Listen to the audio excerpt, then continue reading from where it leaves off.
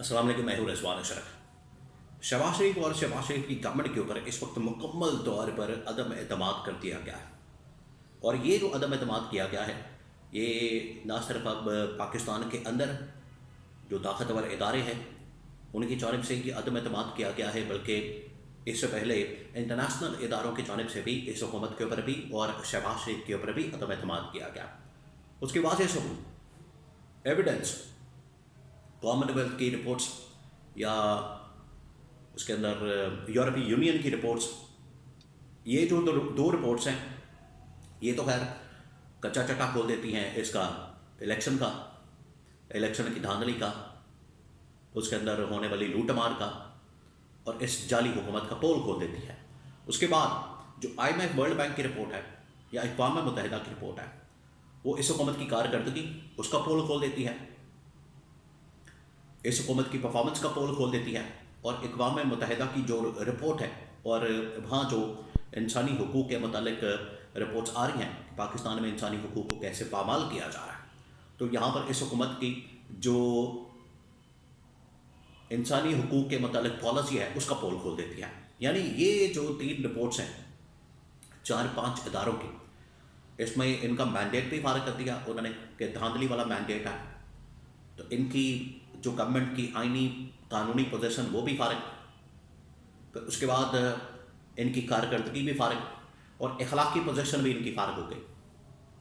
तो उसके बाद ये अब इस्टेब्लिशमेंट की जानिब से इनके ऊपर अदम एतमाद किया गया और बाकायदा अब बड़े बड़े TV चैनल्स के ऊपर ये खबरें चलाई गई कि इस्टेब्लिशमेंट के बहुत ही अहम तरीन टॉप मिलिट्री कमांड के लोगों ने मुलाकात करके इस हुकूमत के ऊपर अदम एतमाद किया कि कारकर्दगी कोई नहीं है, परफॉर्मेंस कोई नहीं है, अल्ल तल्ल अयाशियाँ बहुत हैं और परफॉर्मेंस कोई नहीं है। और अगर इन्होंने डिलीवर ना किया, अब इनके डिलीवर करने का वक्त है, वार्निंग है, ना किया तो फिर उसके बाद छूटे।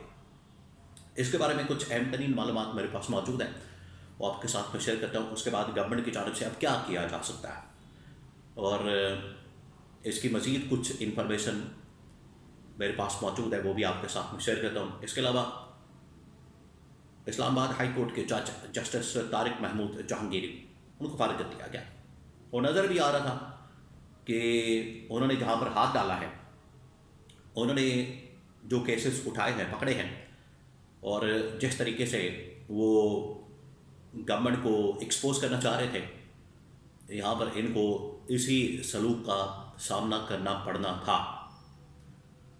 यहाँ पर अगर कोई बात करता है इनकी हैसियत के ऊपर, कानूनी, आइनी, अखलाकी, तो उसके साथ तो ये सलूक होता है जिस तरह से जज के साथ हुआ है। और उससे पहले ये आलमी इदारों ने अगर उनकी रिपोर्ट्स दी हैं तो आलमी इदारों के ऊपर इनका जोर नहीं चलता, वरना उनको भी उठा लिया जाता, उनको भी डिस्क्वालीफाई कर दिया जाता, उनको भी जाली डिग्रियों के अंदर, केसेस के अंदर मुलविस कर दिया जाता, बड़ा कुछ हो सकता था। अब ये जो इस्लामाबाद हाई कोर्ट के जज जस्टिस तारिक महमूद जहांगीरी, इनके खिलाफ जो केस बना, इसकी बैकग्राउंड और इसकी इंफॉर्मेशन और आगे क्या हो सकता है, और नंबर 2 ये जो शहबाज शरीफ के ऊपर अदम एतमाद किया गया है, इसका इम्पैक्ट क्या होगा, इसके बारे में बड़ी अहम तरीन मालूमात मेरे पास मौजूद है, वो आपके साथ में शेयर करता हूँ। तो पहले मैं आपको बताता हूँ कि जो इस्लामाबाद हाई कोर्ट के जज जस्टिस तारिक महमूद जहांगीरी, जस्टिस तारिक महमूद जहांगीरी उन 5-6 जजेस में शामिल हैं इस्लामाबाद हाई कोर्ट के, जिन्होंने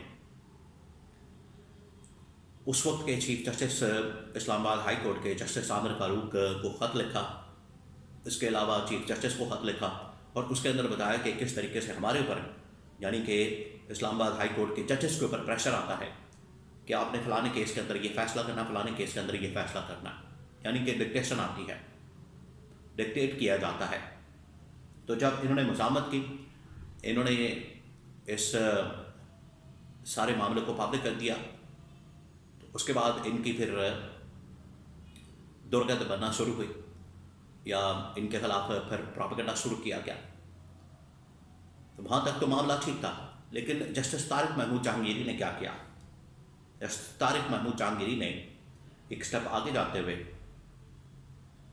जो इलेक्शन के अंदर होने वाली धांधली, वहाँ पर जो उनके पास पिटिशंस आई इलेक्शन की धांधली के ऊपर या इस इलेक्शन के ख़िलाफ़। तो उन्होंने कहा कि ठीक है, इन केसेस को खोलते हैं।